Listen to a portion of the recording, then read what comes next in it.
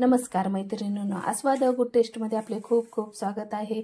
आज नवीन रेसिपी घेऊन आली आहे वळवण्याची, ती म्हणजे मिक्स डाळीचे सांडगे। अगदी तुम्हाला ॲक्युरेट मेजरमेंट आणि योग्य ते प्रमाण आणि मस्त असा मसालेदार सांडग्याची आज आपल्याला अशी खुळखुळीत होणारे क्रिस्पी सांडग्याची रेसिपी पाहिजे आहे। तर चला मग वेळ न घालवता अशा सुंदर रेसिपीला सुरुवात करू। हरभरा डाळ पाहू शकता, आपल्याला हरभरा डाळ 1 वाटी घेतलेली आहे। ह्याच वाटीने आपल्याला मटकीची डाळ पण घ्यायची आहे। ॲक्युरेट मेजरमेंट करायचं आहे, सांडगे आपले खुसखुशीत होतात। हरभरा डाळ एका बाउलमध्ये घालत आहे। आता मटकीची डाळ घेणार आहे, ॲक्युरेट मेजरमेंट करायचं आहे।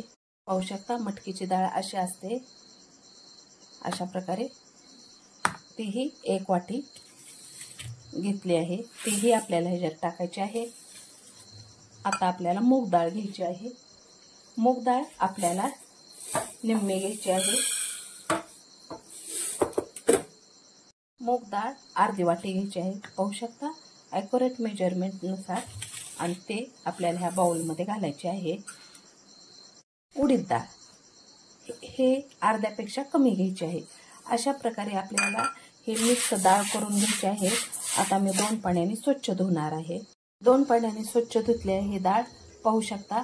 आता अशा कंडिशनमध्ये भरपूर अशा पाण्यात मी रात्रभर ही डाळ भिजू घालणार आहे। अशा कंडिशनमध्ये झाकून ठेवणार आहे। झाले पाहू शकता, अशा प्रकारे आपली डाळ झालेली आहे भिजून। आता मी वरचं पाणी काढून घेते। अशा कंडिशनमध्ये 2दा धुवून घेतले आहे आणि पुरण चाळणीवर 5 मिनिटं नितळायला ठेवायचे आहे। 5 मिनिटं झाले आहेत। आता मिक्सरच्या बाउलमध्ये थोडी डाळ घेऊन मी बारीक पेस्ट करते। नाही, बारीक नाही, आपल्याला मीडियम पेस्ट करायची आहे, पाण्याचा यूज करायचा नाही आपल्याला।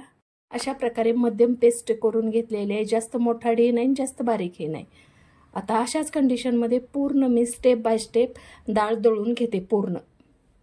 तर तुम्हाला बारीक करताना प्रॉब्लेम येत असेल डाळ, तर तुम्ही पोहे खायच्या चमच्याने 2 चमचे पाण्याचा यूज करू शकता।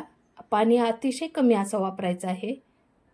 पाहू शकता मस्त असं पूर्ण सारण मी बारीक करून घेतलेलं आहे, मीडियम एकदम मस्त असं सारण झालेलं आहे, परफेक्ट। कारण डाळ आपली मस्त 12 तास भिजली होती, त्यामुळे लवकर झालेली आहे आणि पाण्याचा यूजही मला करावा लागला नाही। पाहू शकता किती सुंदर सारण झालेलं आहे। अगदी जवळून तुम्हाला दाखवते। अशा प्रकारे आपलं पूर्ण एकंदर दळून झालेलं आहे। मिक्सरचं भांडं घेतलेलं आहे, लसूण पाकळ्या घेतल्या आहेत, थोडेसे 1 चमचा जिरे घेतले आहे। आता ह्याची बारीक पेस्ट करायची आहे आपल्याला। मस्त अशी आपली बारीक पेस्ट झालेली आहे। आता ही पेस्ट मी ह्या सारणमध्ये घालत आहे। पाहू शकता खूप खमंग वास येत आहे, फ्लेवर एकदम मस्त येतो। अशा प्रकारे टाकून घ्यायचं आहे आपल्याला। प्रथम चवीनुसार मीठ घालायचं आहे, हळद घालायची आहे, लाल तिखट घालायचं आहे, हिंग घालायचं आहे, हिंग पेस्ट घातली आहे, कस्तुरी मेथी घालायची आहे। तुमच्याकडे असेल तर घाला, नसला काही आवश्यकता नाही। सरते शेवटी आपल्याला मस्त अशी कोथिंबीर घालून घ्यायची आहे, भरपूर अशी, मस्त फ्लेवर येतो। बारीक कट करायची आहे आणि टाकायची आहे। मस्त असं फाईन आपलं सारण झालेलं आहे पूर्ण। आता मी एकत्र करून घेते हे सारण, जेणेकरून मस्त सगळीकडे छानशी चव येईल। भन्नाट अशी चव येत आहे, खमंग झणझणीत चव येत आहे। पाहू शकता अशा प्रकारे पूर्ण एकजीव आपल्याला हे सारण करायचं आहे। चटणी मीठ पूर्ण सारणला व्यवस्थित लागलं पाहिजे। तुम्ही सांडगे कॅरी बॅगमध्ये घालून हे घालू शकता आणि हातानेही घालू शकता। पाहू शकता अगदी मला 2 मिनटं लागले हे सारण एकत्र करायला, एकजीव फाईन असं सारण झालेलं आहे आपलं. अगदी मस्त सारण झालेलं आहे.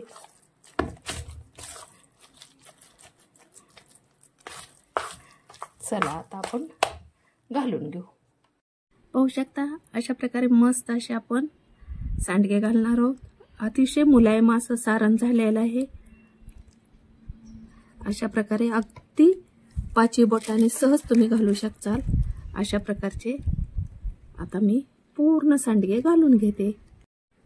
अशा प्रकारे आपले सुंदर असे सांडगे घालून झालेले आहेत. आता आपल्याला 2 दिवस मस्त कडक उन्हात वाळू द्यायचे आहेत, जेणेकरून खरपूस असा कलर येतो आणि मस्त आतून बाहेरून वाळले जातात. पाहू शकता किती सुंदर आपले सांडगे तोडून झालेले आहेत. पाहू शकता वाळल्यानंतर कसे छोटे छोटे आपले सांडगे दिसत आहेत. मस्त असे आता आपले वाळून झालेले आहेत. आता प्लेटमध्ये काढून घेऊया. पाहू शकता किती मस्त झाले आहेत. आता प्लेटमध्ये काढून घेत आहे. पाहू शकता 2 दिवस वाळून मस्त असे क्रिस्पी सांडगे तयार झालेले आहेत. किती खुळखुळीत आणि एकदम ही क्रिस्पी झालेले आहेत. पाहू शकता भन्नाट अशी चव देणारे हे सांडगे आहेत. मला वाळायला 2 दिवस लागलेले आहेत. सांडगे भरपूर असे सांडगे झालेले आहेत. तुम्ही म्हणसाल हे सांडगे जर तुम्ही पहा खूप सुंदर होतात. आणि ही रेसिपी तुम्हाला कशी वाटते ती कमेंट बॉक्समध्ये लिहून पाठवा. अगदी थोडी जरी मैत्रिणींना आवडली तर लाईक, शेअर, सबस्क्राईब करायला विसरू नका. आणि उन्हाळी वाळवणाच्या रेसिपीमध्ये नक्की ही रेसिपी ट्राय करा. अशाच नवीन रेसिपीसोबत पुन्हा भेटूया. बाय.